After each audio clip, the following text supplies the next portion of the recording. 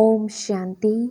19 नवंबर 2023 के अव्यक्त बाप दादा के महावाक्य रिवाइज कोर्स 3 अप्रैल 1996। सार: सेवाओं के साथ साथ बेहद की वैराग्य वृत्ति द्वारा पुराने व व्यर्थ संस्कारों से मुक्त बनो। आज बेहद का बाप अपने बेहद के सदा सहयोगी साथियों को देख रहे हैं। चारों ओर के सदा सहयोगी बच्चे सदा बाप के दिल पर दिल तखत नशीन, निराकार बाप को अपना अकाल तखत भी नहीं है, लेकिन तुम बच्चों को कितने तखत हैं। तो बाप दादा तखत नशीन बच्चों को देख सदा हर्षित रहते हैं। वाह मेरे तखत नशीन बच्चे। बच्चे बाप को देख खुश होते हैं। आप सभी बाप दादा को देख खुश होते हो, लेकिन बाप दादा कितने बच्चों को देख खुश होते हैं, क्योंकि हर एक बच्चा विशेष आत्मा है। चाहे लास्ट नंबर भी है, लेकिन फिर भी लास्ट होते भी विशेष कोटों में कोई में कोई की लिस्ट में है। इसलिए एक एक बच्चे को देख बाप को ज़्यादा खुशी है व आपको है, दोनों को। बाप को कितने बच्चे हैं, जितने बच्चे उतनी खुशी, और आपको सिर्फ डबल खुशी है। बस आपको परिवार की भी खुशी है, लेकिन बाप की खुशी सदा काल की है। और आपकी खुशी सदा काल है या कभी नीचे ऊपर होती है। बाप दादा समझते हैं कि ब्राह्मण जीवन का श्वास खुशी है। खुशी नहीं तो ब्राह्मण जीवन नहीं। और अविनाशी खुशी कभी कभी वाली नहीं, परसेंटेज वाली नहीं। खुशी तो खुशी है। आज 50% खुशी है, कल 100% है। तो जीवन का श्वास नीचे ऊपर है ना। बाप दादा ने पहले भी कहा है कि शरीर चला जाए लेकिन खुशी नहीं जाए। तो यह पाठ सदा पक्का है या थोड़ा थोड़ा कच्चा है? सदा अंडरलाइन है। कभी कभी वाले क्या कहेंगे? सदा खुशी में रहने वाले पास विद ओनर, और कभी कभी खुशी में रहने वालों को धर्मराज पूरी पास करनी पड़ेगी। पास विद ओनर वाले 1 सेकंड में बाप के साथ जाएंगे, रुकेंगे नहीं। तो आप सब कौन हो? साथ चलने वाले या रुकने वाले? साथ चलने वाले। ऐसा चार्ट है, क्योंकि विशेष डायमंड जुबली के वर्ष में बाप दादा की हर एक बच्चे के प्रति क्या शुभ आशा है, वह तो जानते हो ना। बाप दादा ने सभी बच्चों का चार्ट देखा। उसमें क्या देखा कि वर्तमान समय के प्रमाण एक बात का विशेष और अटेंशन चाहिए। जैसे सेवा में बहुत उमंग उत्साह से आगे बढ़ रही हो, और डायमंड जुबली में विशेष सेवा का उमंग उत्साह है, इसमें पास हो। हर एक यथाशक्ति सेवा कर रहे हैं और करते रहेंगे। लेकिन अब विशेष क्या चाहिए? समय समीप है, तो समय की समीपता के अनुसार अब कौन सी लहर होनी चाहिए? वैराग्य की। कौन सा वैराग्य? हद का या बेहद का? जितना सेवा का उमंग उत्साह है, उतना समय की आवश्यकता प्रमाण स्व स्थिति में बेहद का वैराग्य कहाँ तक है? क्योंकि आपके सेवा की सफलता है जल्दी से जल्दी प्रजा तैयार हो जाए, इसलिए सेवा करते हो ना। तो जब तक आप निमित्त आत्माओं में बेहद की वैराग्य वृत्ति नहीं है, तो अन्य आत्माओं में भी वैराग्य वृत्ति नहीं आ सकती। और जब तक वैराग्य वृत्ति नहीं होगी, तो जो चाहते हो कि बाप का परिचय सबको मिले, वह नहीं मिल सकता। बेहद का वैराग्य सदा काल का वैराग्य है। अगर समय प्रमाण व सर्कमस्टांस प्रमाण वैराग्य आता है, तो समय नंबर 1 हो गया और आप नंबर 2 हो गए।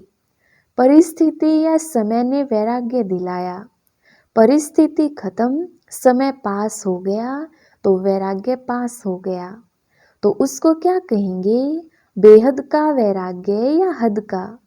तो अभी बेहद का वैराग्य चाहिए। अगर वैराग्य खंडित हो जाता है तो उसका मुख्य कारण है देह भान। जब तक देह भान का वैराग्य नहीं है तब तक कोई भी बात का वैराग्य सदा काल नहीं होता है, अल्पकाल का होता है। संबंध से वैराग्य यह बड़ी बात नहीं है, वह तो दुनिया में भी कईयों को दिल से वैराग्य आ जाता है। लेकिन यहाँ देह भान के जो भिन्न भिन्न रूप हैं, उन भिन्न भिन्न रूपों को तो जानते हो ना। कितने देह भान के रूप हैं उसका विस्तार तो जानते हो, लेकिन इस अनेक देह भान के रूपों को जानकर बेहद के वैराग्य में रहना, देह भान देही अभिमान में बदल जाए। जैसे देह भान एक नेचुरल हो गया, ऐसे देही अभिमान नेचुरल हो जाए, क्योंकि हर बात में पहला शब्द देह ही आता है। चाहे संबंध है तो भी देह का ही संबंध है, पदार्थ है तो देह के पदार्थ हैं, तो मूल आधार देह भान है। जब तक किसी भी रूप में देह भान है तो वैराग्य वृत्ति नहीं हो सकती।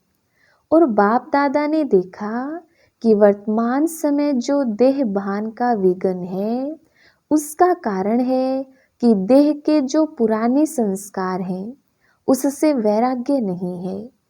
पहले देह के पुराने संस्कारों से वैराग्य चाहिए। संस्कार स्थिति से नीचे ले आते हैं। संस्कार के कारण सेवा में व संबंध संपर्क में विघन पड़ते हैं।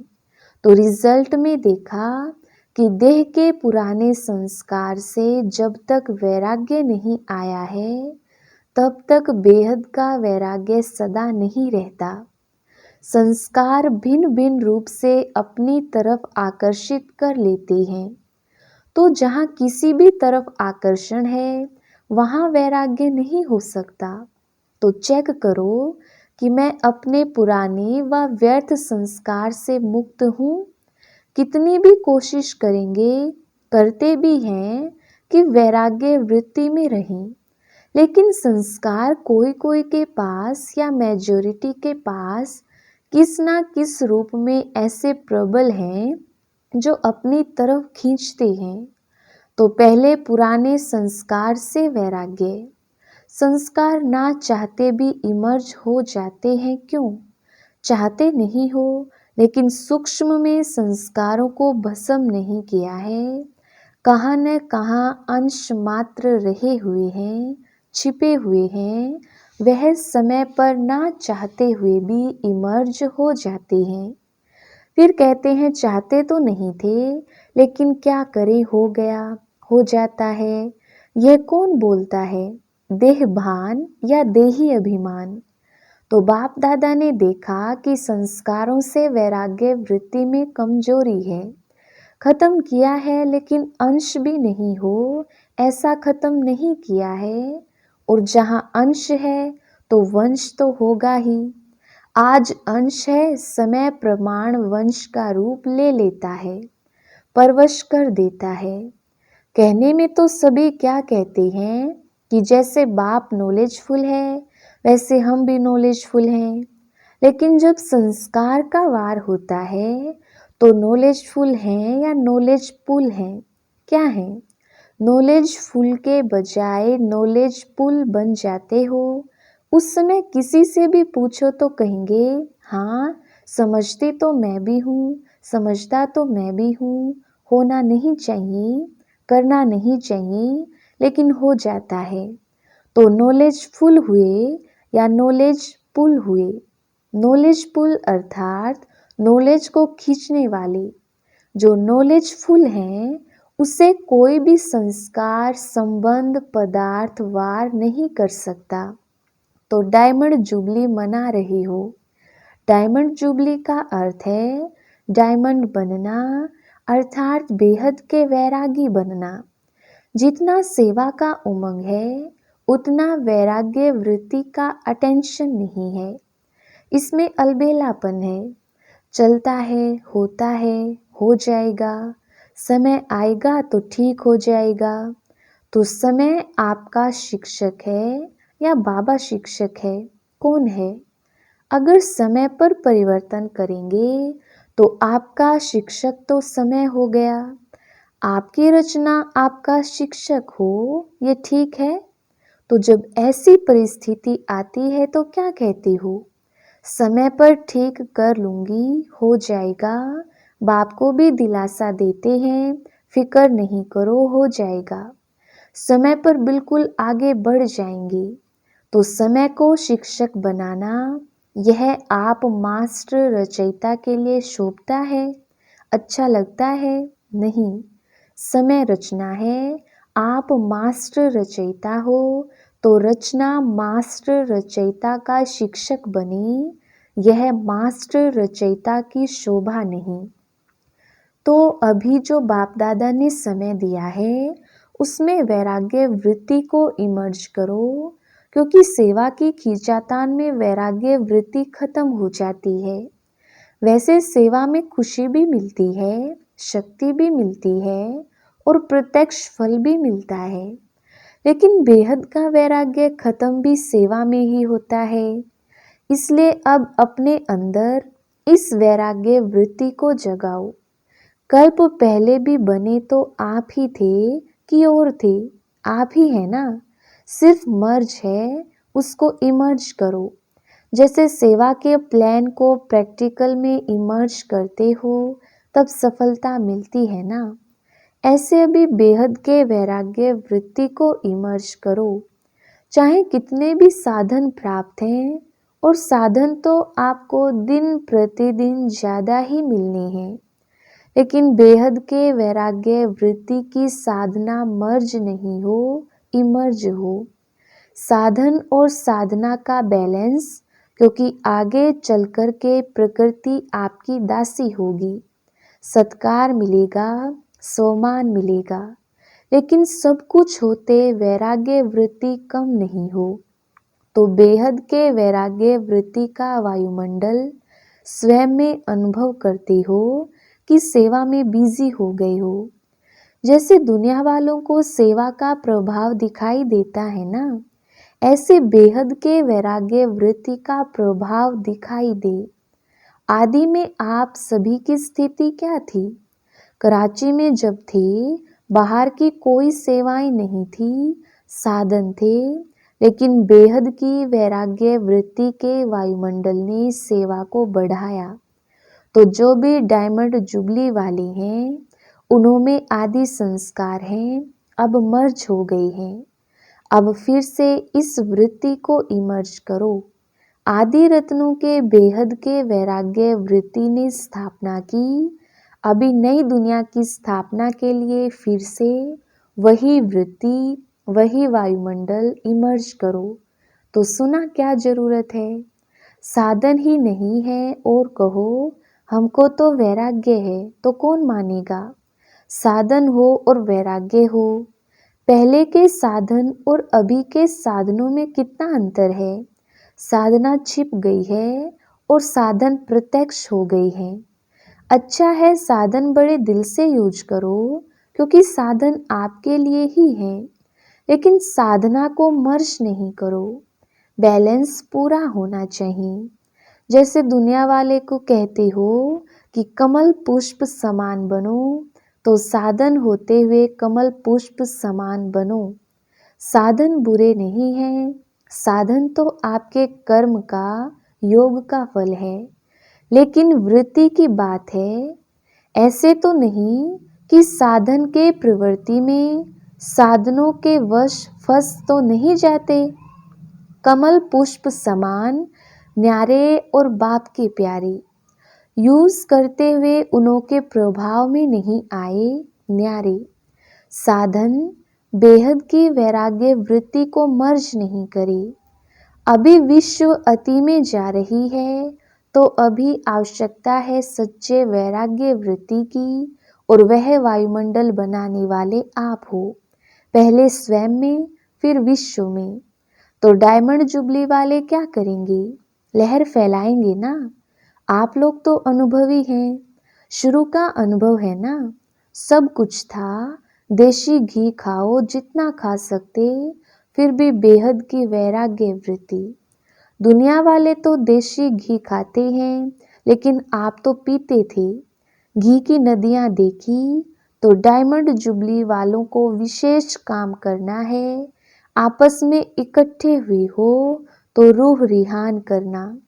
जैसे सेवा की मीटिंग करते हो, वैसे इसकी मीटिंग करो।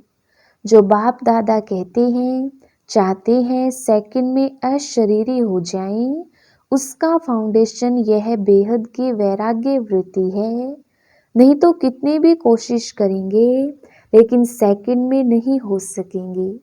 युद्ध में ही चले जाएंगे। और जहाँ वैराग्य है, तो ये वैराग्य है योग्य धरनी। उसमें जो भी डालो उसका फल फौरन निकलता। तो क्या करना है? सभी को फील हो कि बस हमको भी अभी वैराग्य वृत्ति में जाना है। अच्छा, समझा क्या करना है? सहज है या मुश्किल है? थोड़ा थोड़ा आकर्षण तो होगी या नहीं? साधन अपनी तरफ नहीं खींचेंगे। अभी अभ्यास चाहिए। जब चाहे, जहाँ चाहे, जैसा चाहिए, वहाँ स्थिति को सेकंड में सेट कर सकें। सेवा में आना है तो सेवा में आए। सेवा से न्यारे हो जाना है तो न्यारे हो जाएं। ऐसे नहीं सेवा हमको खींचे, सेवा के बिना रह नहीं सकें। जब चाहे, जैसे चाहे, विल पावर चाहिए। विल पावर है, स्टॉप तो स्टॉप हो जाए। ऐसे नहीं लगाओ स्टॉप और हो जाए question mark. Full stop, stop भी नहीं, फुल स्टॉप। जो चाहे वह प्रैक्टिकल में कर सकें। चाहते हैं लेकिन होना मुश्किल है, तो इसको क्या कहेंगे? विल पावर है कि पावर है? संकल्प किया, व्यर्थ समाप्त, तो सेकंड में समाप्त हो जाए। बाप दादा ने सुना है ना कि कई बच्चे कहते हैं हम योग में बैठते हैं, लेकिन योग के बजाय युद्ध में होते हैं। योगी नहीं होते, योद्धे होते हैं। और युद्ध करने के अगर संस्कार बहुत काल रहे तो क्या बनेंगे? सूर्यवंशी व चंद्रवंशी।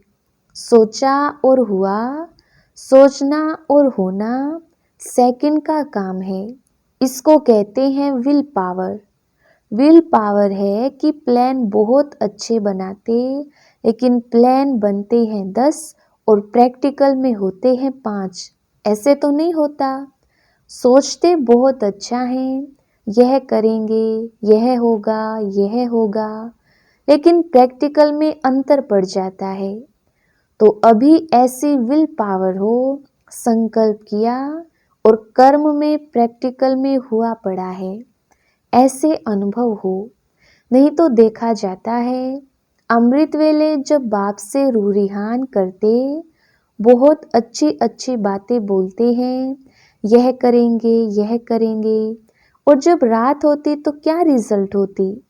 बाप को खुश बहुत करते हैं, बातें इतनी मीठी मीठी करते हैं, इतनी अच्छी अच्छी करते हैं, बाप भी खुश हो जाता। वाह मेरे बच्चे, कहते हैं बाबा बस आपने जो कहा ना होना ही है, हुआ पड़ा है। बहुत अच्छी अच्छी बातें करते हैं। कई तो बाप को इतना दिलासा दिलाते हैं कि बाबा हम नहीं होंगे तो कौन होगा? बाबा कल्प कल्प हम ही तो थे, खुश हो जाते। हॉल में पीछे बैठने वालों से, पीछे बैठने वाले अच्छी तरह से सुन रहे हो ना? आगे वालों से पहले पीछे वाले करेंगे। बैठे पीछे हो, लेकिन सबसे समीप दिल पर हो। क्यों? दूसरे को चांस देना यह सेवा की ना। तो सेवाधारी सदा बाप के दिल पर हैं। कभी भी ऐसे नहीं सोचना कि हम भी अगर दादियाँ होती ना तो जरा सा, लेकिन सामने तो क्या दिल पर हो। और दिल भी साधारण दिल नहीं, तखत है। तो दिल तखत नशीन है ना। कहाँ भी बैठे हो, चाहे इस कोने में बैठे हो, चाहे नीचे बैठे हो, चाहे कैबिन में बैठे हो, लेकिन बाप के दिल पर हो। अच्छा, चारों ओर के तख्त नशीन श्रेष्ठ भाग्यवान आत्माएं सदा बेहद के वैराग्य वृत्ति से वायुमंडल बनाने वाले विशेष आत्माएं, सदा अपने श्रेष्ठ विशेषताओं को कार्य में लगाने वाले विशेष आत्माएं, सदा एक बाप के साथ और श्रीमत के हाथ को अनुभव करने वाले समीप आत्माओं को बाप दादा का याद प्यार और नमस्ते। हम रूहानी बच्चों की रूहानी बाप दादा को याद प्यार और नमस्ते जी। वरदान, एक व्रता के राज को जान, वरदाता को राजी करने वाले सर्व सिद्धि स्वरूप भव। विस्तार, वरदाता बाप के पास अखुट वरदान है, जो जितना लेने चाहे खुला भंडार है। ऐसे खुले भंडार से कई बच्चे संपन्न बनते हैं और कई यथाशक्ति संपन्न बनते हैं। सबसे ज्यादा झोली भरकर देने में भोलानाथ वरदाता रूप ही है। सिर्फ उसको राजी करने की विधि को जान लो तो सर्व सिद्धियां प्राप्त हो जाएंगी। वरदाता को एक शब्द सबसे प्रिय लगता है, एक व्रता। संकल्प स्वपन में भी दूजा व्रता ना हो। वृत्ति में रहे मेरा तो एक दूसरा ना कोई। जिसने इस राज को जाना उसकी झोली वरदानों से भरपूर रहती है। स्लोगन, मनसा और वाचा दोनों सेवाएं साथ साथ करो तो डबल फल प्राप्त होता रहेगा। अच्छा, ओम शांति।